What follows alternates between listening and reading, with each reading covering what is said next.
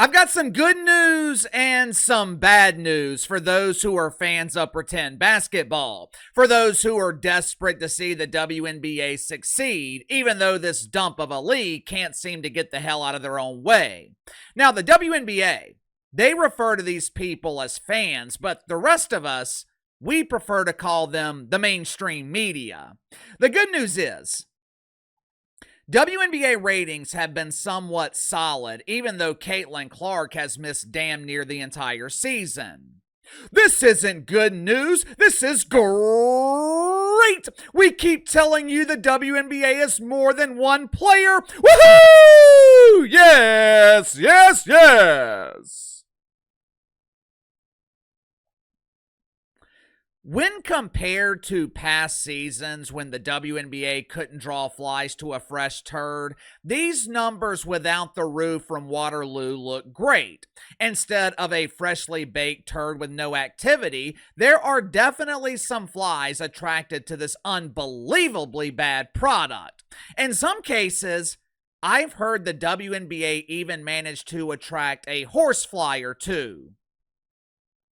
But WNBA players, they are demanding million-dollar contracts, million-dollar salaries. WNBA players are demanding a larger portion of revenue. Now, notice their demands involve revenue, not profit. If the WNBA implemented a profit-sharing model, the players would be paying to play. Compared to past seasons, the WNBA is showing growth, but these ratings, they are nowhere close to what they were when Caitlin Clark was healthy. And it's not just the ratings decline. There seems to be declining interest this season in the WNBA. Maybe it's just me.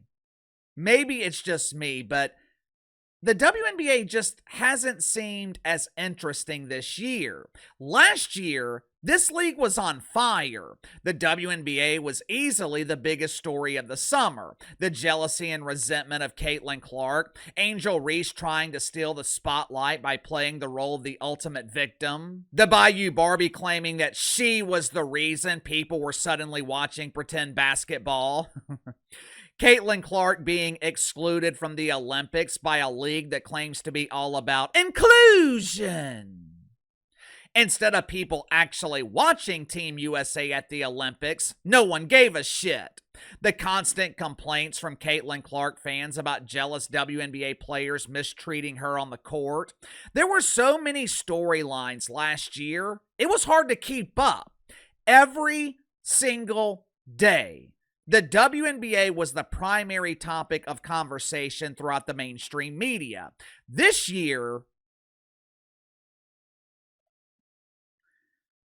it's been so quiet this year. ESPN claimed that the biggest disappointment of the WNBA season, it was the lack of storylines between Caitlin Clark and Angel Reese. Translation: the lack of storylines throughout the WNBA. Now, of course, ESPN would never phrase it that way, but there have been minimal storylines this season in the WNBA dump when compared to last year. It's actually impressive that the WNBA has been able to draw decent ratings with Caitlin Clark not playing. The question is, can they maintain this level of interest? And will these significantly lower ratings impact their demands to increase their minimum wage salaries? Make sure to like and subscribe. You can follow me on Twitter at KC_BTL84. Let's go and get to the sponsor for today's video, my good friends at Chapter. One thing most people fail to realize until it's too late, dealing with Medicare can be an overwhelming experience. There are countless plans, rules, penalties. Calling the government for help? Good luck with that. Fortunately, though, there is help available, and that's where Chapter steps in. Chapter is an advocate for seniors to help you choose the right plan for your needs. Chapter is completely independent, which means They're only incentivized to find the right plan for you. Uncle Casey actually tested their services. My mom turned 65 back in January. Now, both of my parents, they already had insurance plans, but I had her call Chapter anyway. Long story short, Chapter told my parents that they already had the best plan available. There was no need for them to change. Chapter actually found a plan that would save them a couple of $100s every month. However, Chapter explained to my parents that their current plan would save them more money in the long run. So, since they can afford it monthly, Chapter advised my parents to keep their current plan. Telling my parents to keep their current plan, that was of no financial benefit to Chapter, but that's the kind of honest service they provide. Look at it like this. If you were wrongfully sued, you're not going to go to court without a lawyer, right? So why would you deal with the hassle, the confusion of Medicare without having an advisor? Even if you already have coverage, Chapter might be able to find you a better plan. You literally have nothing to lose. It's free. So call today, 510-279-3616, and have Chapter find the right plan for you. After weeks of not being able to find WNBA ratings not involving the Indiana Felines, the networks finally released ratings for a couple of games. I was actually talking about this with someone last week. Ratings are becoming increasingly harder to find. I used to receive a daily ratings report showing the top 100 shows on cable every night. Now, it seems like ratings are selectively released. For example, ratings for Pat McAfee on ESPN, they haven't been made available in almost 2 months. But I can damn sure find ratings for something called Banana Ball. Last Monday night, the New York Lesbians against the Dallas Wankers on ESPN. 702,000 viewers. 2 nights later, New York played the Minnesota Linkers. 788,000. Now, supposedly, these 3 teams are some of the most popular teams in the dump. The Linkers have Nafisha Collier. She's the MVP. The Wankers have Paige Beckers. She's a huge star. She broke the internet when she announced that she was dating Elmer Fudd. Paige is a special talent. She's taking L's both on and off the court. I'm sure ESPN is pleased with these numbers. Even when the new broadcast deal kicks in, ESPN's only paying $200 million a year for pretend basketball.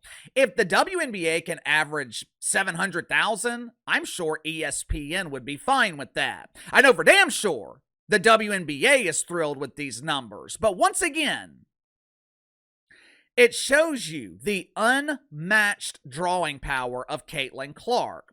Without her on the court, the rest of the WNBA is drawing half the audience. Last Sunday afternoon, the Felines were playing the Chicago Bravado. Both Caitlin Clark and Angel Reese out. They still drew 1.5 million viewers on ABC. Well, Uncle KC, this also shows you the drawing power of Angel Reese. That 1.5 million, that's Caitlin Clark. The Felines have been the biggest draw in the league all season, whether the Roo from Waterloo is playing or not. Now, of course, the media, they want us to believe that Angel Reese deserves the credit, but it is abundantly clear at this point, Angel Reese is not enough to carry the league. Think about it. This is the second time this year that Angel Reese has been given the opportunity to prove herself. This is the second time this year that Angel Reese has been given the chance to show her value. Or as Mama Reese would call it, clapping back at the haters. Back in January, Unrivaled launched on TNT. Without a doubt, Angel Reese was the biggest star in this secondary dump. Hell, she was the only star. Caitlin Clark refused to participate even though she was offered over $1 million. It was a smart decision because it showed that pretend basketball cannot survive without her. Through the regular season and the playoffs, Unrivaled averaged 221,000 viewers. Now keep in mind, the players were given, keyword, given. Unrivaled handed players six-figure salaries. Angel Reese was the only star in the league, and no one was watching. Throughout the regular season in the WNBA, Caitlin Clark has been injured. She's missed at least half the season, and last I checked, there was no timeline for her return. This was the second opportunity for Angel Reese to provide value. This was her second opportunity to prove that she was enough to carry the league. And the storylines in the WNBA this season have been minimal. Even ESPN is calling it the biggest disappointment of the season. If they're not playing the Indiana Felines, the Chicago Bravado, they're not selling out home games. Their game last weekend against the Golden State Vikings, who were leading the league in attendance this season, when the Vikings played in Chicago, the Bravado drew 7,000 people. But KC, they're averaging almost 10,000 per game at home this season. That's damn near a sellout. No, that number is artificially inflated by the game's move to the United Center when they were playing the Felines. If you remove those games, the Bravado are nowhere close to selling out. Several weeks ago, the Bravado played the Liberty on ESPN. They drew 600,000 viewers. They were easily beaten by Indiana, who was playing the Female Suns from Connecticut on NBA TV. Maybe it's just me, but overall interest in the WNBA seems down this season. It might not reflect in the numbers yet, but I do this every day. I am looking for stories every day, and compared to last year, it's not even close. The question is, will this impact negotiations for a new collective bargaining agreement? From a league perspective, from an ownership perspective, I don't know how it couldn't. They have access to metrics that we don't have. If I'm noticing declining interest, you know they see it. Last month, the Lakers and Bravado played on ABC. Ratings were never released. Yet somehow, ABC managed to release ratings for the game the following day between the Wankers and the Felines, Paige Beckers and Caitlin Clark, even though I don't think Caitlin Clark played. Me personally, I think this is the major holdup in these negotiations. This is just me speculating, but I think the league is showing players the declining metrics without Caitlin Clark. I think the league is trying to get the players to understand logic, and the players are obviously resisting. The only thing they care about is getting what they're owed. You think Natasha Cloud cares if the WNBA eventually goes bankrupt? As long as she gets paid, why would she care about the long-term future of the dump? You think Nafisha Collier cares about the WNBA's financials?